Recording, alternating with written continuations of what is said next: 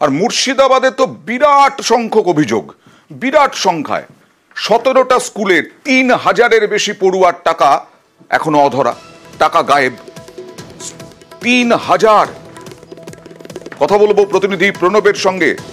প্রণব, কটা স্কুল এবং এখনো পর্যন্ত 3000, এই নিয়ে কি ভাবছে স্কুল শিক্ষা দপ্তর জেলার?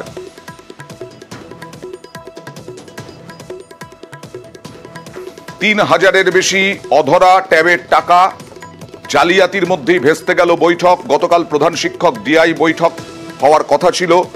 বহরমপুরের মনীন্দ্রচন্দ্র বিদ্যাপীঠ স্কুলেরই 521 জন পড়ুয়ার অ্যাকাউন্টে ট্যাবের টাকা আসেনি বলে দাবি। ওই স্কুলের একাদশ দ্বাদশ শ্রেণীর কোনো পড়ুয়ার অ্যাকাউন্টে আসেনি ট্যাবের টাকা। পরিস্থিতি সামাল দিতে বুধবার প্রধান শিক্ষকদের সাথে বৈঠক ডাকেন ডিআই। তবে সেই বৈঠক বাতিল করা হয়েছে। কেন হয়েছে সে প্রশ্ন তো উঠছেই। না, এখনো অব্দি আমি পাইনি। আমি কি গোটা স্কুলেরই এখনো অব্দি কেউ পাইনি। ট্যাবের টাকা দেওয়ার কথা ছিল 5ই সেপ্টেম্বর থেকে কথা চলে আসছে, তবে থেকে আমরা অপেক্ষা করে যাচ্ছি। কিছু স্কুলে, বহরমপুরের প্রায় সব স্কুলেই টাকা ঢুকে গেছে, কিন্তু আমাদের কিছু স্কুল এখনো অফ রয়েছে। বুঝতে পারছি না কেন ঢুকছে না।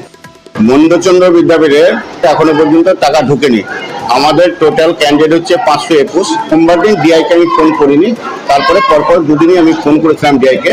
ডিআইকে জানা হয় যে টাকাটা ঢুকেনি কেন স্যার, কোনো কারণ আমাদের জানা নেই যে টাকা ঢুকে যাবে, 2-1 দিনের মধ্যে ঢুকে যাবে, এই কথা আমাদের বলেন। যখনই প্রশ্ন করছি যে স্যার টাকাটা ঢুকলো না কেন, উনি বলেন যে আমাদের 2-1 দিনের মধ্যেই ঢুকে যাবে, 2-1 দিনের মধ্যেই ঢুকে যাবে, এই কথাই বারবার বলেন।